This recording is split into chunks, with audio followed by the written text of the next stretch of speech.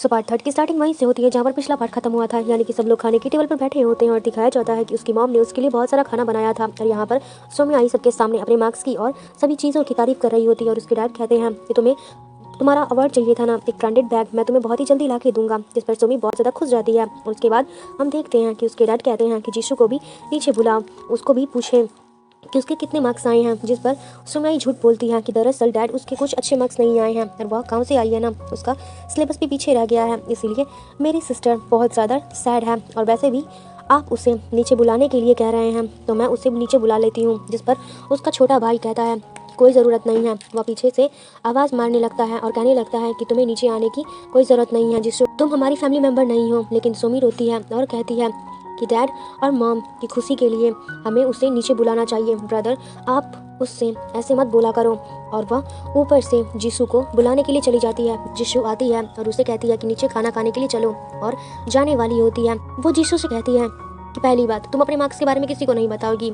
यहाँ पर वह जीशु से बहस करने लगती है और कहती है कि तुम मेरे हक नहीं छीन सकती हो, पर मैं तुम्हें बता दूं घर की इकलौती डॉटर मैं हूं ना कि तुम। जीशु कहती है तुम ये क्या बकवास कर रही हो। और सोमी कहती है कि कभी भी तुमने इस घर की अच्छी मेंबर नहीं बनी हो, तुम मुझसे दूर रहो और हम सबसे भी दूर रहो। तुम हमारे पास क्यों आई हो, हमारी लाइफ बहुत अच्छी चल रही थी, तुम्हारे आने की वजह से सब कुछ डिस्टर्ब हो गया है। कहती है तुम यहाँ से चली जाओ। फिर वो कहती है कि मैं तुम्हें बस इतना बताना चाहती हूँ कि मैं इस फैमिली की वो डॉटर हूँ जो रियल डॉटर है, जो कि बायोलॉजिकल है, और तुम अडॉप्ट की गई हो, तुम तो किडनैपर की बेटी हो जो कि अडॉप्ट की गई हो। तुमने बस पेरेंट्स के दिल की जगह बनाई है, लेकिन मेरी जगह पेरेंट्स के डॉक्यूमेंट में भी है, तुम्हें समझ में आ रहा है। जिस पर अब सोमी को गुस्सा आने लगता है और वह कहती है कि तुम्हें ऐसे नहीं जाने दूंगी। और हम देखते हैं कि वह सीढ़ियों की बहुत ज़्यादा क्लोज चली जाती है और जाकर के गिरने की कोशिश करती है। और जीशु को पहले ही पता था कि वह ऐसा कुछ करने वाली है और वह सोमी से कहती है कि देखो तुम ऐसा मत करो। सोमी टेंशन में आ जाती है, मैं खुद को चोट नहीं पहुंचाऊंगी। और हम देखते हैं कि जीशु जैसे ही एक सीढ़ी के नीचे उतरती है, सीधे वो नीचे गिर जाती है, दूसरी सीढ़ी के पास जा करके ऐसे गिर जाती है और उसका सिर दीवार से मार करके चिल्लाना शुरू कर देती है और वह जीशु को फंसाने लगती है। जीशु कहती है कि मुझे पता था यह घटिया लड़की कुछ घटिया कामी करने वाली है। उसकी मॉम भागती हुई आती है और रोने लगती हैं और कहने लगती हैं कि जीशु यह तुमने क्या किया, तुम्हारा मूड अच्छा नहीं था तो तुम मुझे बता देती, तुम्हारे मार्क्स अच्छे नहीं आए थे तो मुझे बता देती। जीशु कहती है यह क्या बात कर रही हैं आप। वो कहती है कि मैंने इसे धक्का नहीं दिया, ये खुद ही ड्रामा कर रही है, मैं ऐसा क्यों करूँगी। और पहली बात अगर मैंने उसको धक्का दिया तो उसके सर में कहाँ से चोट लग गई, लेकिन सोमी के सर में थोड़ी सी ही इंजरी हुई थी, इसीलिए उसके पेरेंट्स उसकी बात पर यकीन नहीं करते। जहाँ की जीशु अपने रूम में बैठकर पढ़ रही होती है, तभी बाहर किसी के नॉक करने की आवाज़ आती है और वो कहती है दरवाज़ा खुला है, आप अंदर आ सकते हैं। और वह देखती है कि उसके रूम के अंदर उसका भाई आया है जिसके चेहरे पर चोट लग रही थी और वह यहाँ पर जीशु को कंग्रेचुलेशन बोलता है और कहता है कि वह आगे और ज़्यादा तरक्की करे। और जिसे कहती है कि क्या तुम घर जा सकती हो, मैं पढ़ाई कर रही हूँ। वो वहाँ से चला जाता है। इनको क्या पता कि जब मैं 3 साल की थी तब ये मुझे छोड़ करके चले गए थे, इस सब मेरा टाइम वेस्ट कर रहे हैं। और हम देखते हैं कि अगली सीन जहाँ पर जीशु घर के बाहर जा रही होती है और अपना सारा सामान पैक करके, पर घर का जो बटलर होता है उसका सामान पकड़ लेता है और कहता है कि हमें किसी ने नहीं बोला कि आपको घर से जाने की परमिशन दी जाए और आप यहाँ से नहीं जा सकती। और उसे कहता है पर मैं जा रही हूँ क्योंकि मैं इस घर की डॉटर हूँ और मैं अपनी लाइफ को डिसाइड कर सकती हूँ। यहाँ पर हम देखते हैं कि वह और इनसे बदतमीज़ी कर रहा होता है और कह रहा होता है कि आपको यहाँ से जाने की परमिशन नहीं है। जिसको कहती है कि मैं कहाँ जा रही हूँ। यहाँ पर तो घर के नौकर भी मुझे गवार समझते हैं और अपने मन से ट्रीट करते हैं। क्या यही इस फैमिली की रिस्पेक्ट अपनी डॉटर के लिए है जो इतने टाइम बाद इनके घर में वापस आई हूँ। और यहाँ पर देखते हैं कि जीशु से कहता है कि मैंने डिसाइड किया है, मैं डॉर्मेट्री में रहूँगी जहाँ मुझे तुमको यह चीज़ें एक्सप्लेन करने की ज़रूरत नहीं है। पर बटलर उनके साथ बहुत बदतमीज़ी से पेश आ रहा होता है और इनको बुरा लग रहा होता है और इसीलिए वह नाटक शुरू करती है। वह यहाँ पर ज़ोर ज़ोर से रोना शुरू कर देती है। तभी उसके सामने उसकी मदर आती है और कहती है कि यह क्या कर रही हो। जीशु कहती है मैं यहाँ से जा रही हूँ, यह बटलर मुझसे बदतमीज़ी से बात कर रहा है और मॉम आपको पता है मैं डॉर्मेट्री में शिफ्ट हो रही हूँ, वहाँ मेरे बहुत सारे एक्सपेक्टेशंस हैं। मैंने अपनी फ्रेंड से पूछा है कि क्या वहाँ पर मैं बर्तन धोने का काम कर लूँ ताकि मैं पार्ट टाइम पॉकेट मनी कमा सकूँ और खुद के एक्सपेंडिचर चला सकूँ। क्या आप मुझे ऐसा करने की परमिशन देती हो। उसकी मॉम कहती है बिल्कुल नहीं बेटा, हम तुम्हें पैसे देंगे और तुम्हें टेंशन लेने की कोई ज़रूरत नहीं है। तुम जो काम करना चाहती हो करो, तुम कर सकती हो हर चीज़, अभी नहीं अपनी पढ़ाई पूरी करने के बाद। तुम्हें कितने पैसे चाहिए? सारे पैसे मिल जाएंगे। वह बटलर को डांटने लगती है और जीसू उसके सामने वहाँ से चली जाती है। अगले सीन में दिखाया जाता है कि जैसे वह हॉस्टल पहुँचती है, वह अपने रूममेट से मिलती है और उन्हें अपना इंट्रोडक्शन देती है। और उसके रूम बहुत ही ज़्यादा खूबसूरत होता है। कोई उसको पानी देता है तो कोई उससे बात करने लगता है और कहता है कि तुम इतने ज़्यादा अच्छे मार्क्स कैसे स्कोर करती हो? मैंने तो दिन रात मेहनत की, फिर भी मेरे इतने अच्छे मार्क्स नहीं आए। जिशु उन सब से कहती है कि तुम्हें भी अच्छे मार्क्स स्कोर करना है ना, तो तुम्हें मेरी मदद करनी होगी। अपनी सभी रूममेट को 5 बजे उठ करके पढ़ने के लिए बोलती है। वह उन्हें पढ़ने को बोलती है पर सभी को तो चक्कर आने लगता है और वे सोने की एक्टिंग कर रहे होते हैं। अगले दिन जब जिशु स्कूल में जाती है और उसका वीकेंड होता है, तब यहाँ पर सब पैक करके घर जाने लगते हैं, पर जिशु उन सबको रोक देती है और कहती है यहीं रुक जाओ।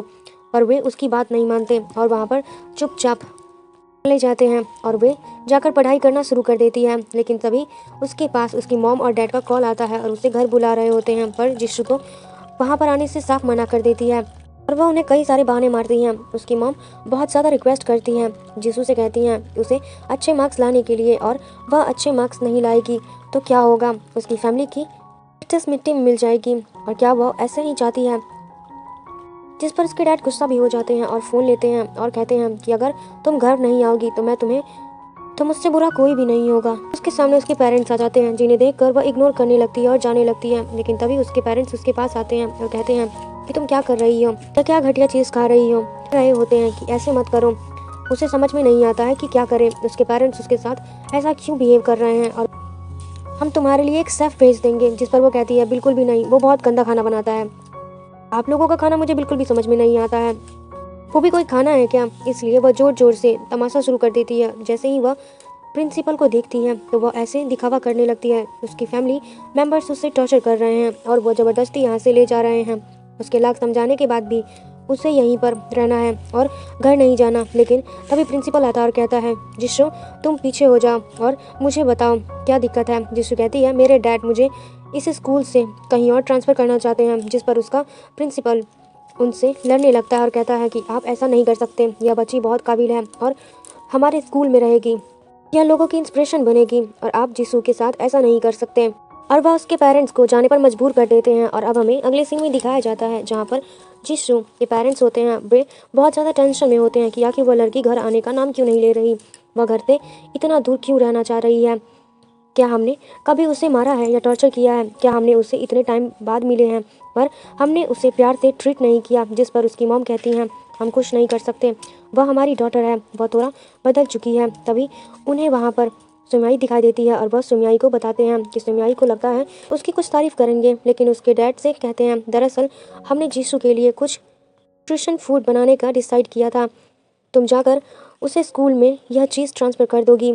सुमयाई कुछ जलन होती है और वह अगले दिन खाना ले जाती है, पर सारा खाना ले जाकर फेंक देती है और उसकी सारी बुक सब कुछ ख़राब हो जाता है। लेकिन उसके पेरेंट्स उसकी मदद करते हैं और यहाँ पर हम देखते हैं कि सुमयाई यूस कहती है मेरे डैड और मेरी मॉम के पास आने की कोशिश मत करना अरेंज। जिस पर उसकी क्लासमेट पर लगती है और वह खुद सोमी कितनी ज़्यादा बेइज्जती कर देती है कि वह खुद रोते हुए वहाँ से चली जाती है। और अब हम देखते हैं कि अगली सीन जहाँ पर जिसु क्लास में चुपचाप पढ़ रही होती है, किसी का फ़ोन बार बार उसके पास आ रहा होता है और यह फ़ोन कॉल होता है उसकी मॉम और डैड का। पूछ रहे होते हैं, जिसु कहती है अच्छा था खाना, मुझसे बात मत करो। पॉकेट मनी भी मिल जाती है और यहाँ पर सभी कहते हैं कि वीकेंड आ गया है, तुम घर क्यों नहीं जा रही हो, तुम घर जाकर अपना रिव्यू ले सकती हो, अरेंज कर रही हो। जिसके बाद वो बताती है कि मैं स्कूल में ही खुश हूँ, मुझे यहीं पे अच्छा लगता है। तभी हम देखते हैं कि वहाँ पर सुमयाई भी आती है और कहती है मेरे पेरेंट्स ने कहा है कि तुम घर आ रही हो ना, इतने टाइम बाद तुम घर आओगी तो उन्हें अच्छा लगेगा। जिस पर वो कहती है वह तुम्हारे पेरेंट्स हैं ना, उनको मेरी तरफ से थैंक यू बोल देना और बोलना कि उन्होंने जिस साइको लड़की को अपने पास रखा है वह उसी के साथ खुश रहें।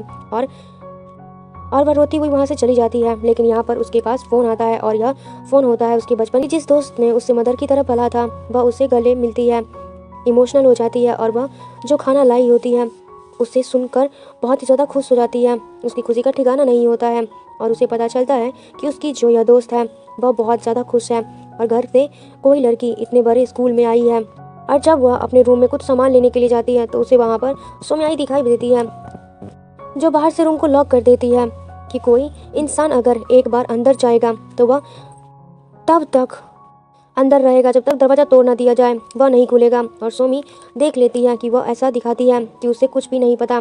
वह रूम के अंदर जाने लगती है। सोमी को लगता है कि वह ठीक हो, पर अंदर से कुछ हलचल क्यों नहीं दिखाई देती। और लेकिन जीसू गेट के पीछे छिप जाती है। सोमी अंदर आकर चेक करती है तो जीसू के पीछे से दरवाज़ा लॉक करके वहाँ से भाग जाती है। सोमी चिल्लाती रहती है दरवाज़ा खोलने के लिए, पर जीसू गेट ओपन नहीं करती है। और हम देखते हैं कि वह भागकर सीधा अपने फ्रेंड के पास चली जाती है।